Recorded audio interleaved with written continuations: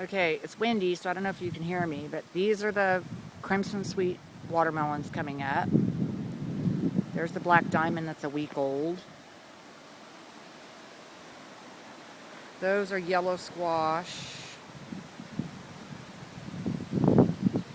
Here's all the watermelon. I don't know if you can see the hose reel so you can see how big it is, but the watermelon patch is growing, growing. And I keep getting these little guys that aren't doing so hot, but I'm hoping that that's a watermelon right there. And that there's another one right there. So we're hoping. There's a yellow watermelon in the front here. And then here's your favorite cantaloupe. So here's the picture I keep sending you. Here's my finger so you can see how big it is now.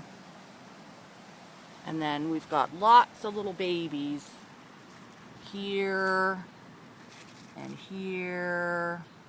So here's hoping we'll have lots of cantaloupe to share. Those are the black-eyed peas, and oddly enough, I planted them all the same. I did not thin those, and they're doing better than what I thinned. I don't know if you can see the difference. These are Cherokee wax beans. I have no idea, but it's what Pete wanted.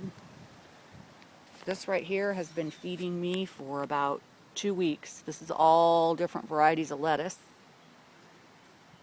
There's the first planting of corn.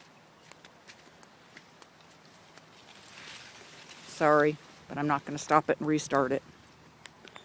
That's the first planting of corn. And I don't know, it's up about 4 feet now, maybe. This is the second planting of corn. No, this is still the first planting, sorry. This is the second planting. And the third planting. So we have 3 plantings of corn. And the third planting is also over there, and part of the second planting. These are Pete's jack-o'-lantern pumpkins, and there's 3 plants in each hole right now, so when they start putting out their pumpkins, we'll start pulling plants. Hopefully they go to the right. These are broccoli and cauliflower transplants. We're not sure what's what, but I've got a feeling that in the front is cauliflower, which is what Josh thought. He brought them over to us. These are our little tiny okra plants. They're only like 24 inches tall, but they're producing. Here's that giant cucumber that I'm just letting go. It's the first of the eating cucumbers. The beginning is here. It's like twice my hand right now, just so you know. And there's more cukes coming. Got some baby cukes down in here. Here's one right here. Little tiny baby one. And then the zucchinis. I just sent you a picture of those, I think. Here comes our next crop of zucchinis. Here and here. They're kind of all over the place. And these are my favorite over here. I just love watching these go. Where is it? Here's our little baby pickling cucumbers, and like that'll be the size to pick it tomorrow. That's how fast they're going on me. These are our early girl tomatoes, early girl tomatoes,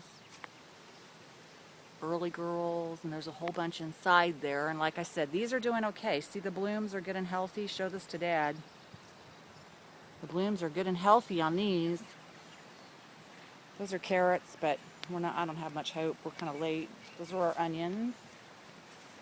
These are our other early girls, or no, these are beef masters that I planted last Sunday.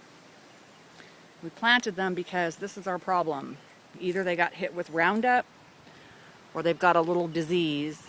And I thought it looked like tomato mosaic. I asked the guy at the Noble. He said no, but sure enough, that's what it is because it's browning the fruit.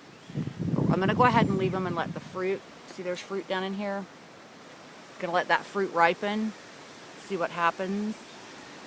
This Better Boy looks pretty healthy, but again, what happens is you get these blooms out here and they dry up. I'll show you an example.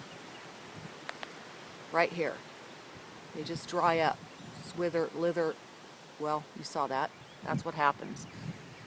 So we're going to pull these, I think. And these are all Romas. They were doing all right, but I think this is the culprit right here because this seems to be the most sick. There's our cilantro, the yellow bell pepper. I don't know if you can see the peppers on it. The green bell peppers, and I just planted yesterday what's called a Cajun bell. Those are those colored bell peppers that are spicy. They're a cross between a jalapeno and a pepper. Way in there.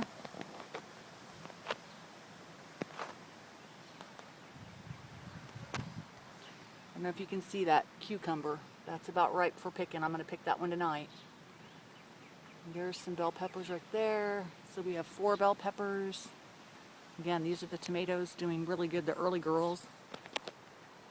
They're taller than their cages, that's for sure. And those cages are 3, 4, and 5 foot tall. Colored gourds. These are the small sugar pumpkins. I don't know what we're going to do with those, except maybe have every kid in kindergarten come on a field trip. More jack-o'-lantern pumpkins, and then what's off in the distance is Big Mac's pumpkins. Those are the 100-pounders. We thinned that out, but I still don't think it's thin enough because it's supposed to be 1 every 8 foot, but whatever. These are the new tomatoes, Better Boys, Early Girls, Better Boys, and then one called a Rutgers, which is a really big canning tomato out here. I only put 1 in, and one called a Somerset. My sweet basil,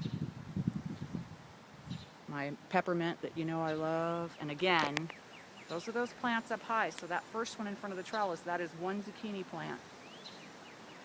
And then the pumpkin patch. The first row there, those are all Big Macs. The second row has a few transplanted sunflowers, and there's only 7 seeds in those second 2 rows to make big pumpkins for 500 to 1,000 to 2,000 pound ones, 1,200 pounds, whatever. The back row has Indian corn, sunflowers, we'll see. But yeah, that's it. And you can see from the hose how big it is. Take the size of the diameter of a hose. So I know you've seen it on Skype, but it's pretty crazy looking now. I'll show you.